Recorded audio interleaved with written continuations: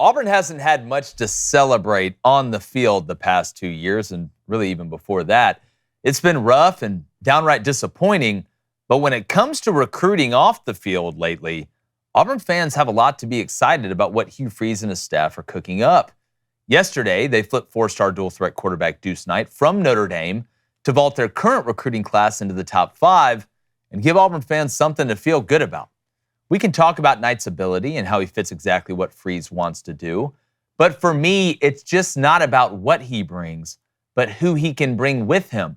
Now, before I get to that, I do want to say Auburn has Walker White waiting in the wings, who's redshirting, who I think is going to get a pretty good shot after this year. And they do need to go get a really good one-year rental quarterback out of the transfer portal, something they didn't do last year, and they will. But just bringing in Deuce Knight is going to make other big-time players from this class not only want to come, but help keep other big-time players already on the roster, like Cam Coleman, Malcolm Simmons, Perry Thompson, on the roster. Now, we all know great players want to play with great players. Receivers have to have someone to throw them the rock, and electricity from the quarterback position lights up the whole offense. Now, I'm not going to pretend to know if Knight will end up being as good as advertised. Nobody ever does until we actually see it. But for all the negativity surrounding Auburn's on-field performance, this haul and last year's are giving the Auburn faithful hope that Freeze can right the ship. I do want to add that even bringing in great players, they're going to have to start doing the little things right, and Auburn isn't doing that right now. The coaching has to get more tightened up, from clock management to situational play calling, but this new class of players coming in can turn Auburn from choking in big moments to actually coming through in them. Those guys need to have that dog in them and not be afraid to screw up, but be excited to make the play. I'm not saying all of Auburn's older leadership has that problem, but more do than don't. You can be happy for their service on one hand, but understand they've had their chances, and they've pretty much faltered every time in big games. This younger group can change that, and for Auburn's sake, they need to. I'm going to bring in former Michigan quarterback David Cohn, my brother, former Western State Colorado wide receiver Blaine Crain. And, you know, David, recruiting it's fickle. Nobody's signed yet. Nothing is official until that paper is signed. But sometimes I think fans think that, if we're losing, we won't be able to recruit well.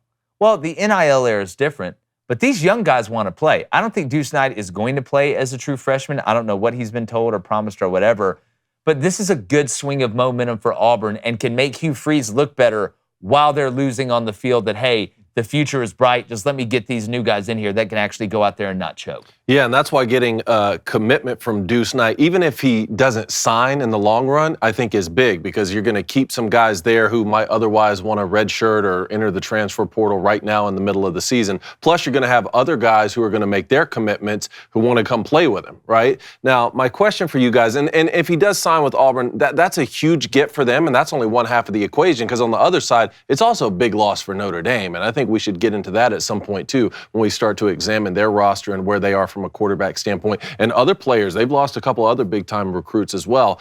My question for you guys is NIL and roster management. So if you're signing this kid, I look at what Tennessee has done with Nico Iamaleava, which this kid reminds me of Nico and Michael Penix Jr. A little bit more raw of a thrower, but there's a lot of similarities. Yeah, so Tennessee's paying Nico just under $2 million per year, right, with the thought that he'll be there for 3 years, and so far that's looking like a really good investment. So if you bring in Deuce Knight to Auburn, and you already have Walker White, who you mentioned, and you're going to get someone from the transfer portal, I mean, you can't go get someone just average from the transfer portal at this point if you're Auburn. You have to go get one of the top guys. How is this money going to be allocated to, I mean, we're not just talking about who's going to go on the field and who's going to be the starting quarterback. That's a whole different conversation. How's the money going to be allocated where you can pay all these guys? Well, and, you know, again, I don't want to say too much because nothing is final and these guys are still playing. I got a pretty good idea of who Auburn's about to get out of the transfer portal at quarterback,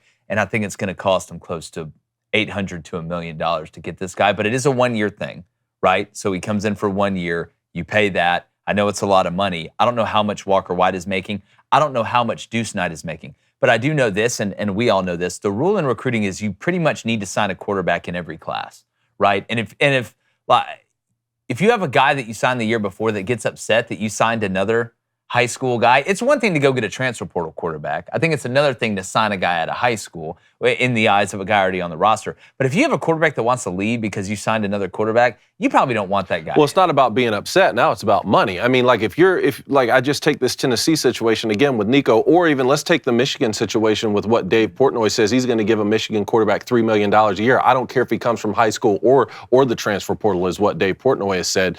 How many different draft classes can you do that? I mean, like if Walker White ends up being the starting quarterback at Auburn next year because he's the best player, but he's not getting paid the most because you paid someone out of the transfer portal and a freshman younger than him to get him to flip his commitment from Notre Dame, how's that going to work out?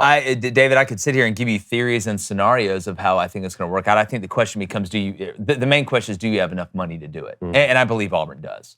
I think it's getting to the point where, and Blaine, I obviously want to know what you think about the situation of bringing in Deuce Knight. But from a money standpoint, I think the money people at Auburn are tired of watching the quarterback, and I know Peyton Thorne played good for 3.5 quarters, but be a problem at Auburn. I know Hugh Freeze is sick of it. In an interview yesterday, Deuce Knight told him when Hugh Freeze was talking to him, look, I need a trigger man. Like, I need one. I need you to come out. I need a trigger man. Because you don't have one right now that can step up in big moments. Like, you got a nice strawberry beer, right? That's not going to win. Like, you need a big-time player at quarterback. And we'll see what he's got all the tools. He's a little raw as a thrower, but I think he'll continue to get better there. But he can fly, and he's a long strider that's quick twitch, kind of like Nico is a little bit the way that he runs. But Blaine, I mean, if you're Auburn, at some point, you got to throw money at this problem. Yeah, you should have thrown money at this problem. I don't know how you got to this point with money having been thrown at it. Look, is this a great sign? For sure. Is Deuce going to come in and play next year? No. He's not. So what do you have to do? You're going to have to go get somebody out of the transfer portal, no matter who that is. And look, Auburn's top 5 NIL when it comes to collective. There's money to throw around. You got to pick the right place to put that money. Are you going to get in a situation next year where you're probably paying 3 guys at the quarterback position? Yeah. As an Auburn fan, is that a problem you would love to have? Hell yes. Bring it over here 7 days out of the week, because now you're paying guys who can't get the job done on a Saturday. So right now, if you're an Auburn fan, what do you have to have? You got to have patience. All right, that's what you got to. This year is going to be rough. Like for the rest of this year, Saturday is going to be rough. But next year, if they go get a guy out of the portal, Deuce Knight comes in, redshirt, you better win at least 8, Hugh. You better win at least 8, and then all your problems will disappear. We'll start believing. And the difference between Hugh Freeze and Brian Harsin is Brian Harsin is not recruiting like this. No. You know how good of a recruiter you have to be when you put that product out on the field every Saturday and you still can get a kid to flip from a Notre Dame school to Auburn? Buddy, you're not just a used car salesman out there. You're absolutely hustling and bustling on the recruiting trail. And sooner or later, right, if you have patience at a fan, you will see that show up on a Saturday. Yeah, I mean, it's about the Jims and the Joes, not the X's and O's, and it's a mentality thing, too. And again, I don't know what Deuce Knight's been told. From what I've heard from people that are kind of closer to the situation is that he understands he may have to redshirt the first year going into it. And let's remember, proximity to home is a big thing. This kid's from Mississippi, okay, from Loosedale. So going up to Notre Dame is pretty far as opposed, and he talked about this in an interview yesterday, playing at Auburn. Some people say, what about Hank Brown? Hank Brown's going to get out-recruited, man. Like, I'm sorry. I'm sure he's a great guy. Like, you had your chance to really kind of show up, and I know it wasn't a big chance, but Hank Brown's not going to be the guy at Auburn going forward. And if they get the guy out of the portal that I think they're going to get, and again, this isn't one of those, oh, I know, and I'm not going to tell you because, haha, I know things you don't know. No, I literally, if I were to say who it is, like, it could jeopardize that situation, and then I will never be forgiven by the source that told me this. Just know it's a guy he'd be worth $800 to $1 million right now when it comes down to it. But better players, even if you can have better players and get away with being undisciplined at points. But again, I want to go back to what I said. Auburn's got to be better at the little things, like clock management, game management, situational play calling, understanding to not make the undisciplined play, hitting guys out of bounds, hitting returners after they fair catch. And again, it's not like you're going to play perfect every Saturday. That's impossible. Nobody ever does that. But by eliminating that and adding talent, that's how you win. That's how you bridge the gap. And to the point about spending money, if I own a NASCAR team, where am I going to spend my most money? On the engine.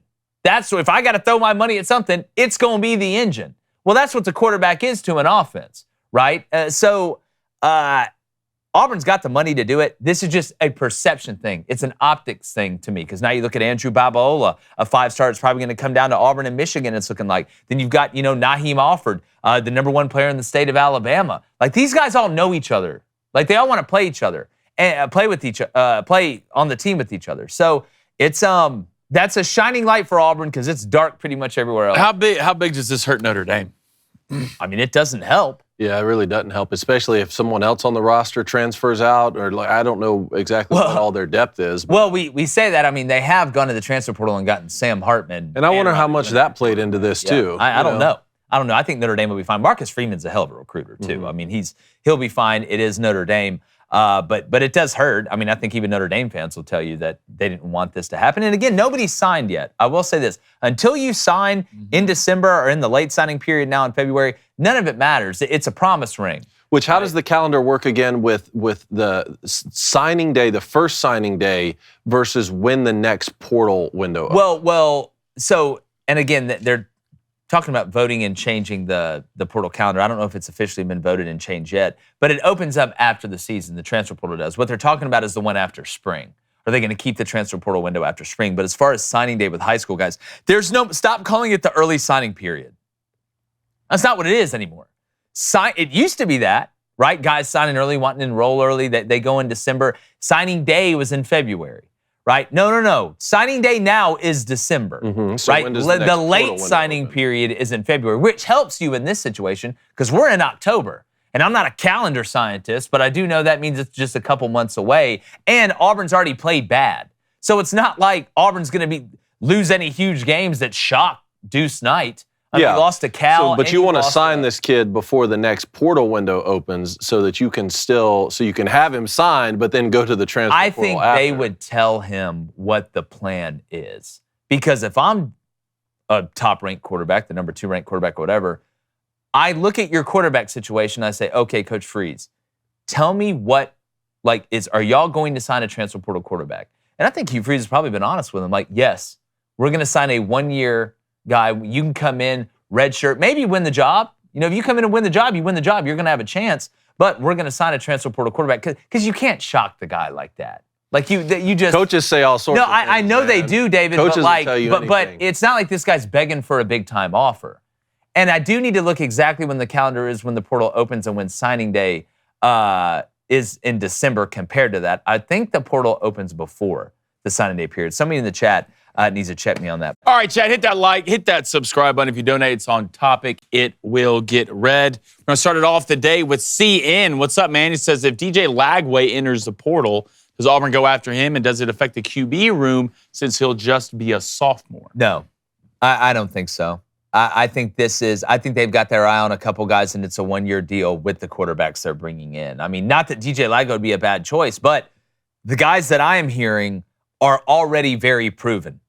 Again, not that DJ Lagway won't turn out to be great, but I don't think he's going to be on the list. And let's wait to see what happens with Florida, who they bring in, before we just go ahead and put DJ Lagway on the raft and push him down the river. This is this to me, from what I've heard, and again, it can change. This is a 1-year mercenary hire at quarterback. Let's let all three of them, Walker White, Deuce Knight, that rhymed, Hank Brown, even if he sticks around, I don't think Holden's going to be there. Let them battle it out. But I would be shocked if this wasn't hey, 1 year, come here, get your bread, get to the league. Hey, what's up, YouTube? Appreciate you guys stopping by as usual. Got another big weekend this weekend. And then 56 straight days of football starting on Thursday. Make sure you hit that subscribe button so you can keep up with all of it. We got the MLB playoffs, a ton going on. Make sure you're locked in.